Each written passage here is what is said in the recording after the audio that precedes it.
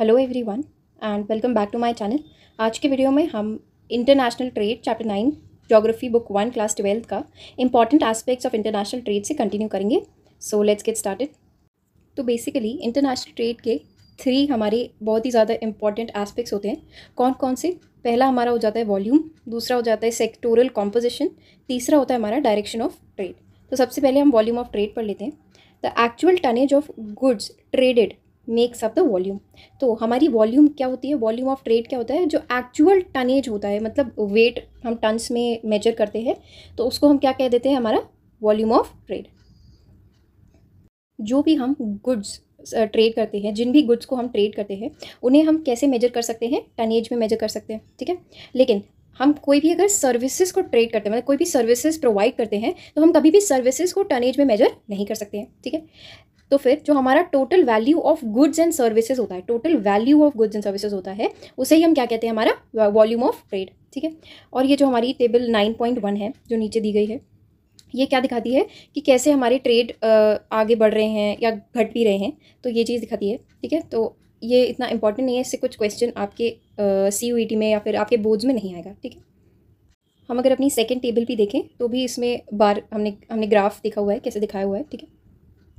जो भी हमने ट्रेड करा हुआ है, ठीक है, उसमें कुछ लास्ट सेंचुरीज़ में, मतलब 100 सालों में बहुत ही ज़्यादा क्या आया है? डिफरेंस आया है, ठीक है। पहले क्या होता था कि ट्रेड कौन डोमिनेट करता था? हमारी प्राइमरी प्रोडक्ट्स करते थे। प्राइमरी प्रोडक्ट्स हमारे क्या होते हैं? जो हम डायरेक्ट एग्रीकल्चर या एग्रो से, मतलब एग्रो बेस्ड चीज़ें जिनसे प्रोडक्ट्स बनाए जाते हैं, उन्हें हम क्या कहते हैं? हमारे प्राइमरी प्रोडक्ट्स। तो पहले एक्सपोर्ट या इंपोर्ट हम किन चीज़ों का करते थे? प्राइमरी प्रोडक्ट्स का। लेकिन अब ये चेंजेस आए हैं इनमें, और अब क्या हम डोमिनेट करने लग गया है? हमारी मैन्युफैक्चर्ड गुड्स डोमिनेट करने लग गई है, ठीक है। जो हमारा मैन्युफैक्चरिंग सेक्टर है, वो bulk of the global trade में बहुत ही ज़्यादा कंट्रीब्यूशन देता है, ठीक है। प्लस हमारा जो सर्विस सेक्टर है, जैसे कि हमारा ट्रैवल, ट्रांसपोर्टेशन और बाकी कमर्शियल सर्विसेज, वो क्या है? अब ट्रेंड में आ गई हैं, ठीक है। जो हमने अभी ऊपर टेबल देखी, वो क्या दिखाती है कि इंपोर्ट्स और एक्सपोर्ट्स जो हमारे वर्ल्ड के हैं, वो क्या क्या हो रहे हैं? ग्रो हो रहे हैं, ठीक है, धीरे धीरे बढ़ रहे हैं, सालों में चेंजेस उसमें आ रहे हैं। और जो मैन्युफैक्चर्ड गुड्स हैं, वो काफ़ी ज़्यादा bulk of the world merchandise में, एक्सपोर्ट्स में 2005 और 15 में क्या कर रहे हैं? कंट्रीब्यूट किया है उन्होंने।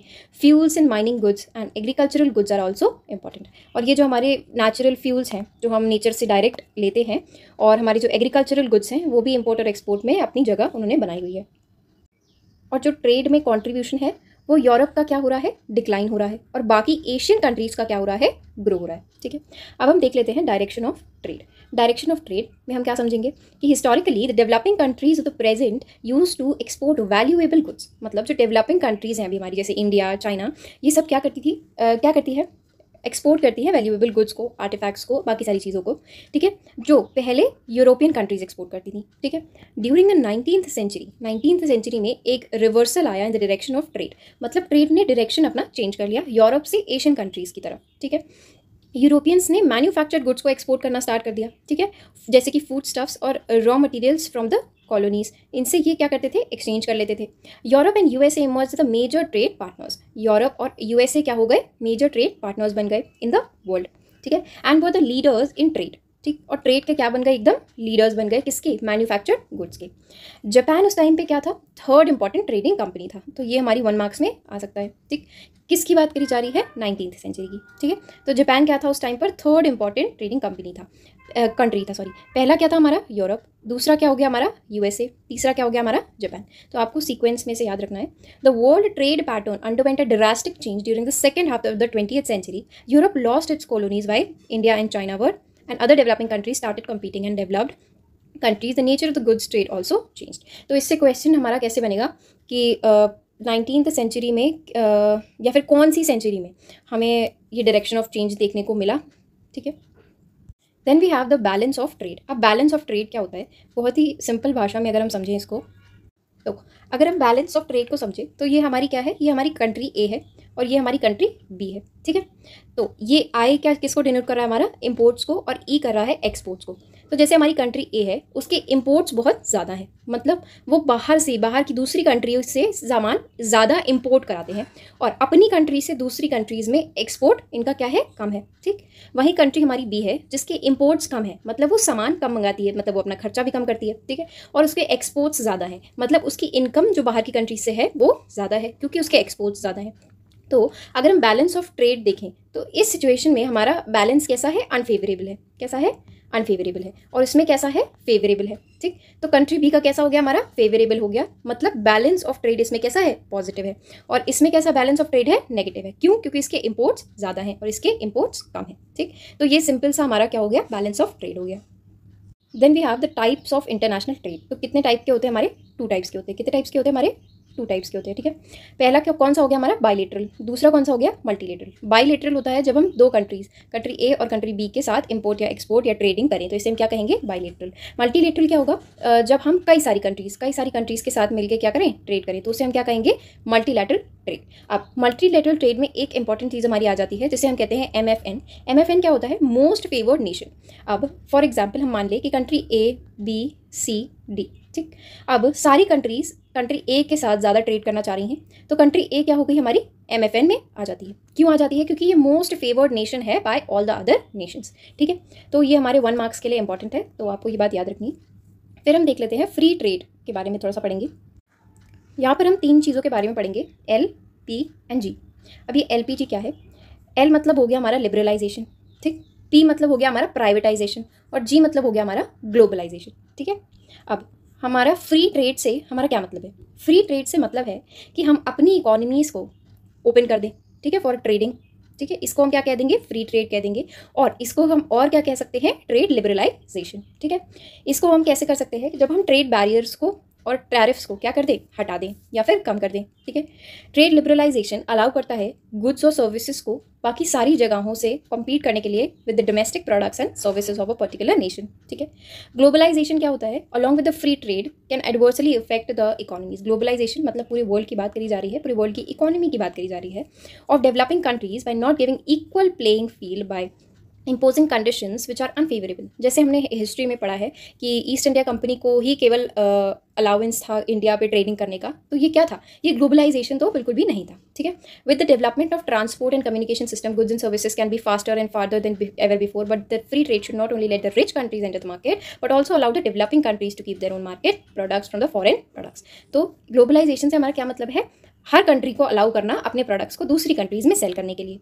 कंट्रीज़ को डम्प्ड गुड्स के बारे में एकदम ही कॉशियस रहना चाहिए। ठीक है, अब डम्प्ड गुड्स क्या होते हैं, डंपिंग हम किसे कहते हैं, हम पढ़ लेते हैं कि the practising of selling a commodity in 2 countries at a price that differs for the reason not related to the cost is called. पढ़ लेते हैं कि एक हमारा क्या है, चिप्स का पैकेट है, ठीक, इंडिया में और अमेरिका में इसको सेल करा जा रहा है, सेम कंपनी से सेल कर रही है। ठीक है, इंडिया में ये चीज़ फॉर एग्जाम्पल 75 रुपीज़ की है।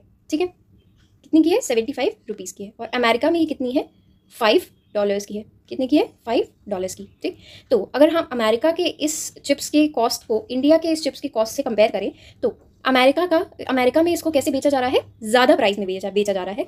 हालांकि 75 रुपीज़ आप मान लो अगर $1 होता है, तो देखा जाए तो सही तरीके से अमेरिका में भी इसको $1 में बेचा जाना चाहिए, लेकिन इसे कितने डॉलर्स में बेचा जा रहा है, $5 में। मतलब वो $4 एक्स्ट्रा लिए जा रहे हैं फॉर नो रीज़न। ठीक है, तो इसको ही हम क्या कह देते हैं, डंपिंग कह देते हैं। ठीक है, डंपिंग हमारे 1 मार्क्स के लिए बहुत इंपॉर्टेंट है। ठीक है, इन 1948 अब हम क्या पढ़ेंगे, वर्ल्ड ट्रेड ऑर्गेनाइजेशन। अच्छा, ये सबसे ज़्यादा हमारा इंपॉर्टेंट टॉपिक है, क्यों, क्योंकि इससे कई सारे 1 मार्क्स आ जाते हैं। ठीक है, तो 1948 में क्या हुआ था, to liberalise the world from high customs tariffs without and various other types of restrictions, general trade agreement for tariffs and trade, तो sorry general agreement for tariffs and trade को फॉर्म किया गया। ठीक है, कुछ कंट्रीज़ के द्वारा। ये आपको फुल फॉर्म याद रखना है। ठीक है, डेट याद रखनी है। ये हमारे 1 मार्क्स हो गए, इधर से हमने 2 ले लिए। ठीक है, इन 1994 it was decided by the members, और इस गैट को मतलब general agreement on tariffs and trade को हमने वर्ल्ड ट्रेड ऑर्गेनाइजेशन में बदल दिया। कब, 1 जनवरी 1995। तो ये हमारा क्या हो गया, फिर से 1 मार्क्स हो गया। ये आई थिंक CUET में आया था और इसके लिए बहुत ज़्यादा इंपॉर्टेंट भी है ये question. Then we have WTO मतलब वर्ल्ड ट्रेड ऑर्गेनाइजेशन, इकलौती इंटरनेशनल ऑर्गेनाइजेशन है जो ग्लोबल रूल्स जो कि ट्रेड के लिए होते हैं बिटवीन नेशंस को क्या करती है, उसके साथ डील करती है। ठीक है, क्या करती है वर्ल्ड ट्रेड ऑर्गेनाइजेशन, सेट करती है rules for the global trading systems and revolves the disputes between its members. और अगर किसी मेंबर कंट्रीज़ के बीच में डिस्प्यूट्स होता है तो उसको हटाने का काम भी किसका होता है, हमारे वर्ल्ड ट्रेड ऑर्गेनाइजेशन का होता है। और ये सर्विसेज जैसे कि टेलीकम्युनिकेशन, बैंकिंग और बाकी इश्यूज से भी डील करती है। ठीक है, WTO has however been criticised. अच्छा, WTO को कुछ कंट्रीज़ क्रिटिसाइज भी करती हैं। क्यों करती है, क्योंकि उनको लगता है, वो अपोज भी करती है by those who are worried about the effects of the free trade economy globalisation. अच्छा, अगर फ्री ट्रेड उनके हिसाब से अगर फ्री ट्रेड हो जाएगा हर जगह तो बहुत ही ज़्यादा मतलब ओवर कॉम्पिटिशन हो सकता है और काफ़ी इश्यूज क्रिएट हो सकते हैं, ठीक है। इससे मतलब it is argued that the free trade does not make ordinary peoples lives more prosperous, it is actually widening the gulf between the rich and the poor by making rich more rich. And तो ये क्या कहते हैं कि ये क्या कर रही है, तो जो हमारा WTO है ये क्या कर रहा है, फ्री ट्रेड रिच को और ज़्यादा रिच बना रहा है, मतलब रिच कंट्रीज़ को और ज़्यादा रिच बना रहा है, और जो पुअर कंट्रीज़ है या जो डेवलपिंग कंट्रीज़ है उन पे कुछ खास इसका असर नहीं हो रहा है, ठीक है। This is because the influential nations of WTO focus on their own commercial interest, ठीक है। Moreover many developed countries have not fully open their markets to products from developing countries.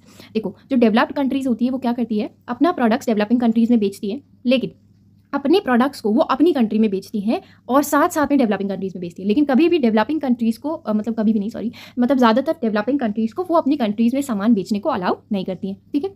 और इससे issues of health, workers right, child labour, environment are ignore, तो ये सारे issues भी इनके साथ हो जाते हैं।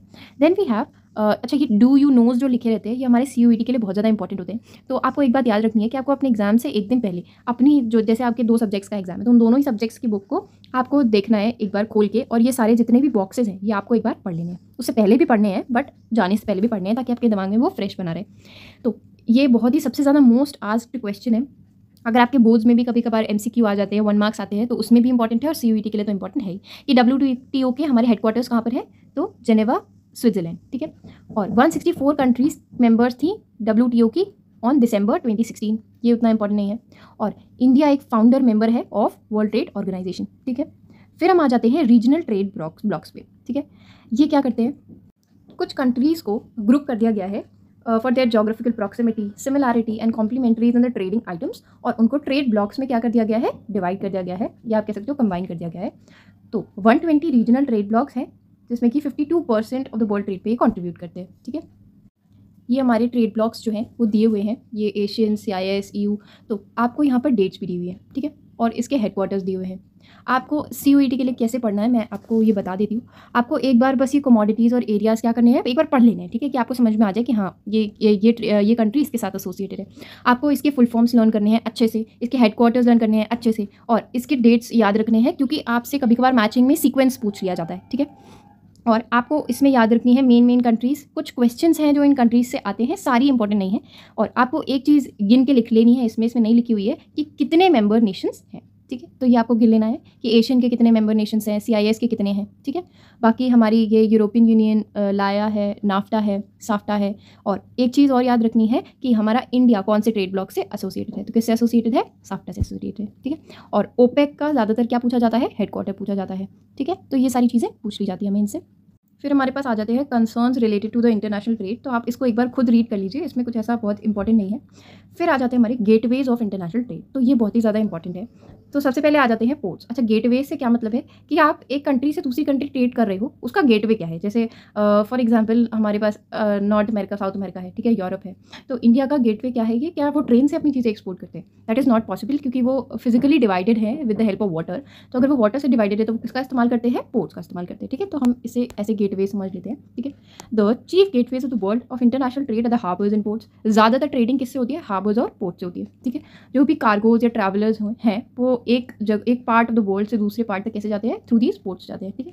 ये डॉकिंग, लोडिंग, अनलोडिंग, ये सारी चीज़ें फैसिलिटीज़ क्या करती है, प्रोवाइड करती है, ठीक है। फिर हम आ जाते हैं the importance of the port is judged by the size of the cargo. तो हम पोर्ट की इंपॉर्टेंस को कैसे जज करते हैं कि वो कितना, मतलब क्या साइज़ है उसके कार्गो को एक्सपोर्ट करने का, और कितनी शिप्स को वो हैंडल कर लेता है, ठीक है। The quantity of cargo handle, कितनी क्वांटिटी ऑफ कार्गो वो हैंडल करता है। और port is an indicator of the level of development of its hinterland, तो ये भी थोड़ा सा हमारा इंपॉर्टेंट हो जाता है, ठीक है। पोर्ट्स हमारे क्या इंडिकेट करते हैं, level of development of its hinterland, ठीक है। ये हमने देख लिया। कुछ सैन फ्रांसिस्को का largest land block harbour in the world, okay, ये 1 मार्क्स है। सैन फ्रांसिस्को क्या है, लार्जेस्ट लैंड ब्लॉक हार्बर है ऑफ द वर्ल्ड, ठीक है। हाँ, आपको बॉक्सेस के साथ साथ एक और चीज़ें पढ़नी है आपके हर सब्जेक्ट में। जैसे ये फोटोज़ बनी हुई हैं, पेंटिंग्स बनी हुई हैं, इसके नीचे जो चीज़ें लिखी हुई है, हिस्ट्री में भी पेंटिंग्स के नीचे से क्वेश्चन आया हुआ है इस साल 2023 में, ठीक है। तो वो चीज़ बहुत इंपॉर्टेंट होती है। फिर हम आ जाते हैं टाइप्स ऑफ पोर्ट्स। ये भी बहुत ही ज़्यादा इंपॉर्टेंट टॉपिक है हमारा। कितने टाइप्स के पोर्ट्स होते हैं हमारे, हम देख लेते हैं। सबसे पहले आ जाता है हमारा इंडस्ट्रियल पोर्ट्स। तो ये किस लिए स्पेशलाइज्ड होते हैं? For bulk cargo like grain, sugar और ऑयल एंड केमिकल्स और बाकी सारे बल्की मटेरियल्स। तो ये क्या हो जाते हैं हमारे इंडस्ट्रियल पोर्ट्स। फिर हम आ जाते हैं कमर्शियल पोर्ट्स पे। कमर्शियल पोर्ट्स जनरल कार्गो को क्या करते हैं, एक्सपोर्ट करते हैं। आपको फिर अगैन इससे क्या आती है, हमारी मैचिंग आ जाती है। ठीक है, मैं ये CUET के पर्सपेक्टिव से आपको बता रही हूँ कि ये मैचिंग आती है, 1 मार्क्स आता है, ये सब कुछ मैं CUET के पर्सपेक्टिव से बता रही हूँ। देन भी यहाँ पे कॉम्प्रिहेंसिव पोर्ट्स, ये सबसे ज़्यादा इंपॉर्टेंट पोर्ट्स होते हैं। ये बल्क और जनरल कार्गो को लार्ज वॉल्यूम्स में क्या करते हैं, कैरी करते हैं। ठीक है, और इससे क्वेश्चन आता है कि most of the world great transport are classified as what ports, तो कॉम्प्रिहेंसिव पोर्ट्स। फिर हम पोर्ट्स को उनकी बेसिस ऑफ लोकेशन पे कैसे डिवाइड करते हैं। सबसे पहले आ जाते हैं हमारे इनलैंड पोर्ट्स। कौन से आ जाते हैं, इनलैंड पोर्ट्स। दूसरे हो जाते हैं हमारे आउट पोर्ट्स। तो ये कैसे, ये कौन से होते हैं, जो are located away from the sea coast. तो सी कोस्ट से जो अवे, मतलब सी कोस्ट से जो दूर लोकेटेड होते हैं, वो क्या होते हैं, हमारे सी कोस्ट होते हैं। और वो किससे लिंक्ड होते हैं, रिवर से, थ्रू अ कैनाल। ठीक है, सी से लिंक्ड होते हैं थ्रू अ रिवर और अ कैनाल। ठीक है, और ये फ्लैट बॉटम शिप्स के लिए या बार्जेस के लिए सही होते हैं। Manchester is linked with the canal. ठीक है, तो ये पढ़ने वाली चीज़ें नहीं है, ये मत पढ़ो। Then we have outports. ठीक है, इतना डिटेल में आपसे क्वेश्चन कभी भी नहीं पूछेगा। हाँ, बस ये पूछ सकता है कि जैसे इनमें से कौन सा है जो रिवर पोर्ट है, जो रिवर के पास लोकेटेड है। तो हुगली रिवर आप बहुत पहले से पढ़ रहे हो, तो कोलकाता एक इंपॉर्टेंट आंसर हो जाएगा। ठीक है, मैं आपको क्वेश्चंस भी करवाऊंगी, बट अभी नहीं, एक बार ये खत्म हो जाए फिर। ठीक है, फिर हम आ जाते हैं आउट पोर्ट्स पे। तो ये क्या हो जाते हैं, डीप वाटर पोर्ट्स होते हैं which are build away from the actual ports. तो आउट पोर्ट से हमें समझ में आ रहा है कि ये कहीं से दूर है, मतलब आउट है, आउट ऑफ समथिंग। ठीक है, तो किससे दूर है, एक्चुअल पोर्ट से दूर होते हैं। ठीक है, और पेरेंट पोर्ट्स को सर्व करते हैं ये by receiving the ships and enable to approach them due to their large size. Classic combination examples आपको याद कर लेने हैं। ठीक है, इसके इंपॉर्टेंट नहीं है, आगे के कुछ पोर्ट्स हैं जिनके एग्जाम्पल्स भी इंपॉर्टेंट है। Then we have the types of on the basis of specialised functions. तो फंक्शंस के बेसिस पे सबसे पहले oil port. Port of call, port of call हमारा क्या होता है, वो रीफ्यूलिंग, वाटरिंग, टैंकिंग। मतलब अगर कोई शिप कहीं से आ रही है और उसके पास कोई चीज़, जैसे फ्यूल की कमी हो गई या कोई चीज़ उसको और एक्स्ट्रा स्टफ चाहिए, तो वो कहाँ से ले लेती है, इसको पोर्ट ऑफ कॉल से। ठीक है, और इसका एग्जाम्पल, इन सारे पोर्ट्स के जो एग्जाम्पल्स है वो बहुत ही ज़्यादा हमारी इंपॉर्टेंट है।